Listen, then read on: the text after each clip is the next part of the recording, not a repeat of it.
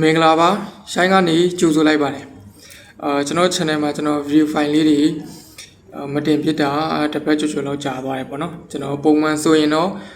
တစ်ပတ်ကိုတစ်ပုတ်ဒါမှမဟုတ်ရင်နှစ်ပုတ်သုံးပုတ်ထိကျွန်တော်တင်ဘူးတယ်ပေါ့ဒီဘက်တော့ကျွန်တော်တစ်ပတ်ကျော်သွားတဲ့အထိကျွန်တော်တစ်ပုတ်မတင်ဖြစ်ဘူးပေါ့တင်ဖို့ video file လေးတော့ကျွန်တော်ရှိပါတယ်အကြောင်းအရာလေးပေါ့နော်ပြောချင်တဲ့အကြောင်းအရာလေးလည်းရှိတယ်ကျွန်တော်အကြောင်းမျိုးကြောင့်မအားလက်တဲ့အတွက်ကျွန်တော်မတင်ဖြစ်တာပေါ့ဆိုတော့ကျွန်တော်တို့ဒီနေ့ဒီ view file မှာတော့ကျွန်တော်တို့ဒီကြွသားတိဆောက်ကြတယ်ပေါ့နော်ခန္ဓာကိုယ်ကြီးထွားဖို့ပဲဖြစ်ဖြစ်ပေါ့နော်တခြားအစီချပြီးတော့ကြွသားပြန်လဲတိဆောက်တာပဲဖြစ်ဖြစ်ခန္ဓာကိုယ်ကြီးထွားဖို့ပဲကျွန်တော်ခေါင်းစဉ်တက်လိုက်မှာပေါ့နော်ခန္ဓာကိုယ်ကြီးထွားဖို့ကျွန်တော်တို့ကြွသားတွေတိဆောက်တဲ့အချိန်မှာကျွန်တော်တို့ကစားတာတွေဒီကျွန်တော်အမြဲတမ်းပြောနေတယ်လို့ပေါ့နော်ခြေထဲကကစားတာတွေပဲအာယုံစိုက်ကြတယ်ဒီအစားအသောက်တွေအနားယူတာတွေကျတော့တိတ်ပြီးတော့အာယုံမဆိုင်ဘူးပေါ့နော်ကစားတာလောက်အာယုံမဆိုင်ချက်ဖြစ်ကြဘူးဆိုတော့ကျွန်တော်ဒီနေ့ဒီ video file မှာတော့ကျွန်တော်ခန္ဓာကိုယ်ကြီးထွားဖို့အတွက်အရေးကြီးတဲ့စားပေးတဲ့အာဟာရဓာတ်တွေကိုကျွန်တော်ဆွေးနွေးသွားခြင်းနဲ့ပေါ့နော်ဒီ video file မှာမိတ်ဆွေတို့လည်းကျွန်တော်တို့တည်ပြီးသားဖြစ်တယ်ကျွန်တော်တို့ခန္ဓာကိုယ်ကြီးထွားဖို့အရန်ရည်ကြီးတာက protein ပေါ့နော်တော်တော်များများဒီတိုင်းပဲလက်ခံကြတယ်ပေါ့ protein ကိုအရန်အရေးကြီးတယ်အသားငါးမျိုးစုံတွေဥမျိုးစုံတွေနောက်ပြီးရင်ကျွန်တော်တို့ဒီ supplement တွေပေါ့နော်ဒီကောင်တွေပဲပြည့်မြင်ကြတယ်တကယ်လည်းပါတယ်ပေါ့နော်ဒီ protein ကဒါပေမဲ့ကျွန်တော်တို့ကဒီခန္ဓာကိုယ်ကြီးထွားဖို့ဘာတွေစားရမလဲလို့မေးလိုက်ပြီးဆိုရင်တော့ကျွန်တော်တို့ကဒီကိစ္စကနည်းနည်းလေးကျယ်တယ်ပေါ့နော်ကျယ်ပြန့်တယ်ပြောရမယ်ဆိုရင်အာ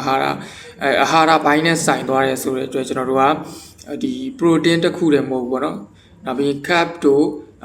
fat တို့နောက်ပြီးတခြားmagnesium တို့နောက်ပြီးပေါ့နော်ဒီတန်တက်ကျွယ်သွားတဲ့ဟာတွေပေါ့နော်နောက်ပြီး zinc ဓာတ်တို့နောက်ပြီး vitamin D တို့ calcium တို့စရှိတဲ့အာဟာရဓာတ်တွေကလည်းကျွန်တော်တို့ကမိဝဲတင်တယ်ပေါ့နော်မြတ်တအဓိကတော့ကျွန်တော်တို့ဒီအစီချမဲ့လူပဲဖြစ်ဖြစ်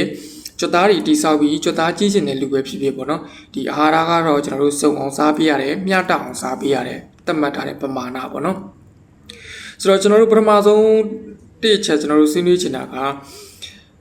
မိတ်ဆွေတို့တယောက်နဲ့တယောက်ပေါ့နော်ကျွန်တော်တို့ခန္ဓာကိုယ်ရေးစီဝါကံမဖြစ်စဉ်တွေလေ့ကျင့်ခံပုံစံတွေကမတူတဲ့အတွက်တယောက်နဲ့တယောက်တော့စားပုံစားခြင်းကတော့မတူဘူးပေါ့နော်အတိအကျကြီးမတူဘူးဒါလေးကိုတော့မိတ်ဆွေတို့သတိချက်စေချင်ပါတယ်ဥပမာကျွန်တော်တို့ဘာတွေတွေ့နေရလဲဆိုတော့အခုဒီကျွန်တော်တို့ခန္ဓာကိုယ်တယောက်ပေါ့နော် body change သွားပြီလူတယောက် body change သွားပြီဆိုရင်အောက်က comment တွေပေါ့နော်ကျွန်တော်တို့ social kit ဆိုတော့ကျွန်တော်တို့အောက်က comment တွေမှာဘာတွေပြောချလဲဆိုတော့brother အမညီမလေးဒီလိုခန္ဓာကိုယ်ရောက်အောင်ဘာတွေစားခဲ့လဲပေါ့နော်ဒီလိုမျိုးတွေအမေးများကြတယ်သူတို့ကလည်းပြောင်းလဲသွားတဲ့လူတွေလည်းသူတို့စေစနာအရာပေါ့နော်သူတို့ sharing လုပ်ပေးကြတယ်အဲ့ဒါကိုကျွန်တော်တို့ကဘာတွေကျွန်တော်တို့ trainer တွေပေါ့နော်ကျွန်တော်တို့ကကျတော့တခြား like ကြည့်တာဆိုတော့ဘာကိုသွားမြင်လဲဆိုတော့မှားနေကြပြီပဲပေါ့နော်ဘာဖြစ်လို့လဲဆိုတော့ကျွန်တော်အခုပြောသလိုပေါ့ကျွန်တော်တို့တယောက်နဲ့တယောက်ဇီဝဖြစ်စဉ်တွေကမတူညီကြဘူးပေါ့နော်ခန္ဓာကိုယ်တိဆောက်ပုံတွေကြွသားတိဆောက်ပုံတွေပေါ့နော်နောက်ပြီးလေ့ကျင့်ခံ like လုပ်တဲ့ပုံစံတွေကလည်းမတူဘူးတချို့ကလေ့ကျင့်ခံလုံးဝမလုပ်ဘဲနဲ့ဒီလမ်းလျှောက်ရုံပဲပေါ့နော်လမ်းလျှောက်စပိန်စီရေကူးရုံလောက်ပဲအစားတောက်ဆင်ခြင်းနဲ့ like စားတာမျိုးတွေလည်းရှိတယ်ဆိုတော့တယောက်နဲ့တယောက်ကျွန်တော်တို့ follow အတိအကျကြီးတွားပြီး like လို့မရဘူးပေါ့နော်အာဟာရဘိုင်းမှာဒါလေးကိုကျွန်တော်သတိချက်စေချင်တယ်ကျွန်တော်တို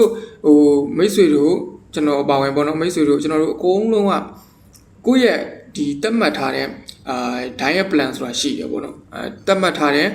gram တွေအစားအသောက်ပမာဏတွေအကုန်လုံးကကျွန်တော်တို့ကကိုယ့်ဘာသာကိုယ့်ရဲ့အလေးချိန်အသက်အရက်စတာကြီးကိုကျွန်တော်တို့တွက်ပေးတာဖြစ်တယ်ပေါ့နော်အာဟာရဆရာဝန်သို့မဟုတ် trainer တွေကသက်ဆိုင်ရာ trainer တွေတွက်ပြီးမှတနည်းကိုဘလောက်စားရမယ်ဆိုပြီးကျွန်တော်တို့ကအာဟာရ diet plan ဆိုပြီးဖြစ်လာတာပေါ့ဆိုတော့ဒီဟာလေးကအရန်ရေးကြည့်ပါတယ်ကျွန်တော်တို့တခြားတယောက် body weight gain ကစားလို့ပဲဖြစ်ဖြစ် weight loss ကစားလို့ပဲဖြစ်ဖြစ်သူweight loss ကစားတဲ့လူဆိုရင် weight ကျသွားလို့ weight gain ကစားတဲ့လူဆိုရင်လည်းသူကြွသားတွေကြီးထွားတာကြိုက်လို့ပေါ့နော်မိတ်ဆွေစားတဲ့ဟာလေးအကူစားတဲ့ဟာလေးညီလေးစားတဲ့ဟာလေးတစ်ချက်လောက်ပြောပြပါဆိုပြီးကျွန်တော်တို့တော့ပြောလို့မရဘူးဘာဖြစ်လို့လဲဆိုတော့သူ့ရဲ့အစားတောက်ပုံစံနဲ့မိတ်ဆွေရဲ့အစားတောက်ပုံစံကတူမှာမဟုတ်ဘူးပေါ့နော်ဒါလေးကိုကျွန်တော်သတိပထမဦးဆုံးနံပါတ်1ချက်အနေနဲ့သတိချက်စီခြင်းနဲ့သတိပေးခြင်းနဲ့ပေါ့နော်နံပါတ်2ချက်ကကျွန်တော်တို့အားလုံးသိပြီးသား protein ပေါ့နော် protein ဓာတ်တွေကကျွန်တော်တို့ဘယ်ကနေရမလဲဆိုရင် အသားငါးမျိုးစုံအသားငါးမျိုးမျိုးပေါ့နော်ဥမျိုးမျိုးကျဥငုံဥဘဲဥပေါ့နော်စားရည်နောက်ပြီးရင်ကျွန်တော်တို့ဒီငါးပေါ့နော်ငါးရည်မှာဆိုရင်ကျွန်တော်တို့ကျွန်တော်တို့စီမှာတော့ကျွန်တော်တို့စီမှာမရှိပေမဲ့လည်းကြိုက်တာတူနာတို့ပေါ့နော်တူနာငါးတွေပါကြီးကြိုက်တယ်ဒါပေမဲ့စားစေချင်တာကိုပြောပေါ့နော်ကြိုက်တယ်ဆိုတာစားစေချင်တယ်ဒါပေမဲ့ကျွန်တော်တို့စီမှာတူနာငါးမရှိတော့လဲတခြားငါးတွေအများကြီးရှိပါတယ်ပေါ့နော်ငါးမျိုးစုံငါးကျတော့ဒီညမှာကျွန်တော်ဖြတ်ပြောချင်တာကငါးမှာပါတဲ့အစီနောက်ပြီးရင်အရေကုန်တွေမှာကကျွန်တော်တို့တိလိษံတွေထဲမှာမှစားပေးတဲ့အစီပေါ့နော်ဒီတိလိษံကျွန်တော်တို့မှဝက်သားမှာပါတဲ့အစီတွေကကျွန်တော်တို့စားပေးတဲ့အထက်မှာမပါဘူးပေါ့နော်အဲ့လိုပုံစံမျိုးပဲချက်သားမှာပါတဲ့ချက်ရေကုန်ချက်စီတွေကလည်းစားပေးတဲ့အထက်မှာမပါဘူးဒါပေမဲ့ကျွန်တော်တို့ငါးတစ်မျိုးထဲမှာရှိတဲ့အစီတွေကရေကုန်တွေကစားပေးတဲ့ပေါ့နော် good fat လို့ခေါ်တာပေါ့ကျွန်တော်ကောင်းတဲ့အစီကျွန်တော်တို့ခန္ဓာကိုယ်အတွက်အရေးကြီးတယ်ငါးစီစားသုံးတာလုံလောက်တယ်ဆိုရင်ကျွန်တော်တို့ omega 3လို့ခေါ်တဲ့ငါးကြီးစီတောင်မှစားသုံးစရာမလိုဘူးပေါ့နော်ဒါလေးကကျွန်တော်ခြာညက်ပြီးပြောပြတာဆိုတော့ကျွန်တော်တို့ protein အတွက်ဆိုရင်ကျွန်တော်တို့အသားငါးမျိုးစုံဥမျိုးစုံနောက်ပြီးငါးမျိုးမျိုးပေါ့နော်နောက်ပြီးပစုံတွေလည်းပါတာပေါ့နောက်ပြီးရင်ကျွန်တော်တို့ supplement ပေါ့နော် protein ဒါကတော့ supplement နဲ့ကျွန်တော်ဒီနေရာမှာထည့်ပြောမှဖြစ်မှာပေါ့နော်ကျွန်တော် supplement ကိုအဲ့လောက်ကြီးအားမပေးပေမဲ့လည်းsupplement ကလည်း protein နဲ့မှာကျွန်တော်တို့ထည့်ပေးရအောင်ပေါ့နောက်တစ်ခုကကျွန်တော်တို့carbohydrate ပေါ့နော် cap လို့ကျွန်တော်တို့အတူကောက်ခေါ်တယ်မြန်မာလိုခေါ်ရင်ကစီတက်လို့ခေါ်တယ်ပေါ့နော်သူကတော့ဒီ carbohydrate မှာဘဲမျိုးစုံဆန်မျိုးစုံပေါ့နော်နောက်ပြီးအုတ်ဂျုံနဲ့လုပ်တဲ့ဟာတွေနောက်ပြီးရင်ကစွန်းဥတို့အာလူတို့ပြောင်းမှုတို့ပေါ့နော်အစားရှိတဲ့ကျွန်တော်တို့အစားအစာတွေက carbohydrate ကစီတက်ဖြစ်ပါတယ်ဒီကစီတက်ကဘာကိုကျွန်တော်တို့sorry ကျွန်တော်ဒီ protein ပြောတဲ့အချိန်မှာပေါ့နော် protein ကကျွန်တော်တို့ပျက်စီးသွားတဲ့ကြွက်သားတွေကိုမဆေးပေါ့နော်ကြီးထွားဖို့ပြန်လဲဖြည့်တင်းဖို့ကဒီ protein တွေprotein ဓာတ်တွေကအထောက်အကူပြုတယ်ကျွန်တော်တို့ဒီအခုဒီဂစီဓာတ် carbohydrate ခေါ်တဲ့ဂစီဓာတ်တွေကကျွန်တော်တို့စွမ်းအင်တွေထုတ်ပေးတယ်ပေါ့နော်အဓိကကျွန်တော်တို့ဒီအလေးပင်တွေမပြီးကစားတဲ့ဆုံးရှုံးသွားတဲ့စွမ်းအင်တွေမှာကျွန်တော်တို့ကဒီ carbohydrate တွေနဲ့ပြန်ဖြည့်ပေးတယ်နောက်ပြီးကျွန်တော်တို့ကဒီ carbohydrate ကိုလုံလောက်အောင်ဖြည့်ပေးတယ်ဆိုရင်စောစောကျွန်တော်တို့စားထားတဲ့ protein တွေကသူကြွတာကြီးထွားဖို့တစ်ခုတည်းအတွက်ပဲသူအလုပ်လုပ်ရတာဝင်ပေါ်သွားတယ်ပေါ့နော်အဲ့လိုမဟုတ်ဘဲကျွန်တော်တို့က protein တော့စားတာလုံလောက်တယ်ဒါပေမဲ့ carbohydrate မှာနေသွားပြီဆိုရင် protein ဒီကြွတာကြီးထွားဖို့ protein ကပို့ပေးတဲ့ energy ကလျော့နေသွားတာမျိုးရှိတယ်ဒါကြောင့်မို့ကျွန်တော်တို့ကဒီ protein တစ်ခုတည်းကိုအားစိုက်ပြီးစားလို့မရဘူး carbohydrate ကလည်းအရင်ရေးကြီးတယ်ပေါ့နော်ဒီခွန်အားနဲ့ဒီ protein တွေကိုကောင်းကောင်းအလုပ်လုပ်ဖို့ထောက်ပံ့ပေးတယ်ပေါ့နော်ဒါကြောင့်မို့ကျွန်တော် video file ရှေ့ရ video file မှာလည်းကျွန်တော်ပြောခဲ့တယ်ဒီကျွန်တော်တို့ဒီ after workout ပဲနေ before workout ပဲနေပေါ့နော်လေ့ကျင့်ခန်းမလုပ်ခင်နဲ့လုပ်ပြီးတဲ့အချိန်မှာကျွန်တော်တို့အထူးသဖြင့်လေ့ကျင့်ခန်းလုပ်ပြီး45မိနစ်နောက်ပိုင်းပေါ့နော်နာရီဝက်နောက်ပိုင်းမှာဆိုရင်ကျွန်တော်တို့ carbohydrate များနဲ့ protein အသင့်ကိုကျွန်တော်တို့စားပေးတင်နေဆိုပြီးကျွန်တော်ပြောခဲ့ပူရတယ်ပေါ့နော်ဆိုတော့ကျွန်တော်တို့နံပါတ်1ကတယောက်နဲ့တယောက်ဇီဝဖြစ်စဉ်မတူတဲ့အတွက်လေ့ကျင့်ခန်းတွေလောက်တာမတူတဲ့အတွက်ကျွန်တော်တို့ကတယောက်နဲ့တယောက်diet plan တွေတူမှာမဟုတ်ဘူးနံပါတ်2ကျွန်တော်တို့ခန္ဓာကိုယ်ကြီးထွားဖို့စားပေးတဲ့အစားအစာတွေအကြောင်းကိုပြောတယ် protein တက်အကြောင်းပေါ့နော် protein မှာဆိုရင်အသားငါးမျိုးစုံငါးမျိုးစုံဥမျိုးစုံဒါတွေပါတယ်ပေါ့နော်နောက်ပြီးကျွန်တော်တို့ carbohydrate ကစီတက်လို့ခေါ်တဲ့ carbohydrate မှာဆန်ဂျုံပြောင်းပဲမျိုးစုံနောက်ပြီးရင်ဒီကစုံဥတို့အာလူတို့ပြောင်းမှုတို့ပေါ့နော်အုတ်ဂျုံတို့ဒါတွေကိုကျွန်တော်တို့ carbohydrate မှာပါတယ်နောက်ပြီးရင်ကျွန်တော်တို့ fat acid ဓာတ်ပေါ့နော်တော်တော်များများကျွန်တော်တို့ weight ချတဲ့နေရာမှာပဲဖြစ်ဖြစ်weight gain ကစားတဲ့လူတွေပဲဖြစ်ဖြစ်ကျွန်တော်တို့ဒီအစီကမကောင်းဘူးဆိုတာသိထားကြတယ်ဒါပေမဲ့စားပေးတဲ့အစီဆိုတာလည်းရှိရပေါ့နော်ဆိုတော့ကျွန်တော်ပြောလို့ဒီ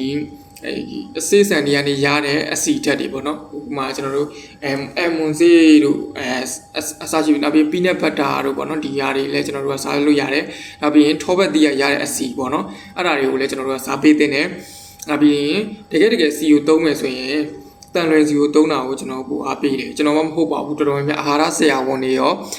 ဒီ trainer တွေရောပေါ့နော်ဒီတန်လွင်စီကိုအသုံးများကြတယ်ဒါကတော့ fat အကောင်းတဲ့အစီကိုခေါ်တာပေါ့ဒီအစာအဟုတ်စုတွေအာဟာရအုပ်စုတွေကိုကျွန်တော်တို့ကစားပြီးသွားပြီဆိုရင်ဒါတော်တော် diet plan တခု follow လုပ်တာ ਨੇ အတူတူပဲဒါပေမဲ့ကျွန်တော်တို့မေ့ထားလို့မရတာကရေတက်ပေါ့နော်ကျွန်တော်တို့လေ့ကျင့်ခန်းတွေလုပ်တဲ့ချိန်မှာချွေးတွေထွက်တဲ့အတွက်ကျွန်တော်တို့ရေတက်တွေဆုံးရှုံးနေအဲ့ဒါမှမဟုတ်ကျွန်တော်တို့လူတစ်ယောက်ကလေ့ကျင့်ခန်းမလုပ်ရင်တော့မှကျွန်တော်တို့ခန္ဓာကိုယ်ကရေတက်အများကြီးနဲ့ဖွဲ့စည်းထားတယ်ဆိုတာမိတ်ဆွေတွေလည်းသိပြီးသားဖြစ်တယ်ဆိုတော့ကျွန်တော်တို့ခန္ဓာကိုယ်အသက်ရှင်ဖို့နေ့စဉ်နေ့တူပေါ့နော်လှုပ်ရှားသွားလာလှုပ်ရှားတဲ့အတွက်ကျွန်တော်တို့ရေတက်တွေဆုံးရှုံးတဲ့အတွက်ရေတက်တွေပြန်လဲဖြစ်တင်းဖို့ဟာလိုကိုလိုတယ်ကျွန်တော်ဒီနေရာမှာဒီဗီဒီယိုပိုင်းထပ်ပြီးတတိပေးပေါ့နော်အရွယ်ရောက်ပြီးသားကျွန်တော်တို့ယောက်ျားလေးတစ်ယောက်ကရေတစ်နေ့ကို3.5ပေါ့နော်3လီတာနဲ့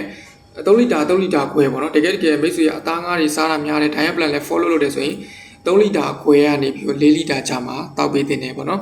အရွယ်ရောက်ပြီးသား main ကလေးတစ်ယောက်ဆိုရင်တော့2.75ပေါ့နော်2လီတာခွဲနဲ့3လီတာကြာမှာမဖြစ်မနေတောက်ပေးတင်တယ်3လီတာကတော့ဒါကျွန်တော်တို့လေ့ကျင့်ခန်းလုပ်နေတဲ့အမျိုးသမီးတစ်ယောက်ဆိုရင်အသင့်တော်ဆုံးပါပဲเนาะ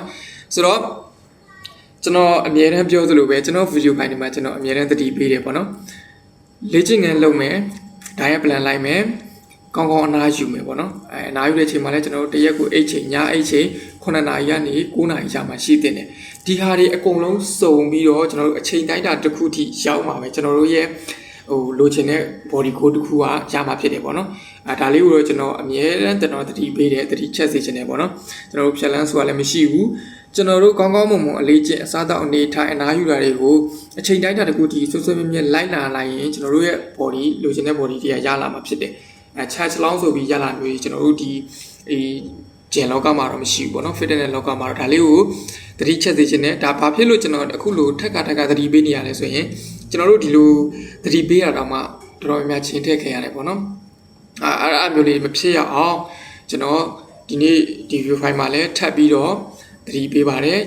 အချိန်ကောင်းတဲ့အလေးကျင့်လေးတွေကိုအချိန်တိုင်းတာတစ်ခုထိဆွဲမြဲမြဲလုံနိုင်တဲ့လောက်ကနေစပြီးလုံသွားပါဒါမှကျွန်တော်တို့လိုချင်တဲ့ခန္ဓာကိုယ်ရမှာဖြစ်ပါတယ်ကျွန်တော်ဒီ video file လေးတွေပေါ့နော်တစ်ပတ်တစ်ပုတ်တင်ပေးတာနည်းနည်းဒီတစ်ပတ်မှာတော့နည်းနည်းနောက်ကျတဲ့အတွက်အားလုံးကိုတောင်းပန်ပါတယ်ဒီ video file လေးတွေကမိတ်ဆွေတို့တစ်ခုခုအကျိုးရှိမယ်လို့ကျွန်တော်မျှော်လင့်ပါတယ်အားလုံးကိုကျေးဇူးတင်ပါတယ်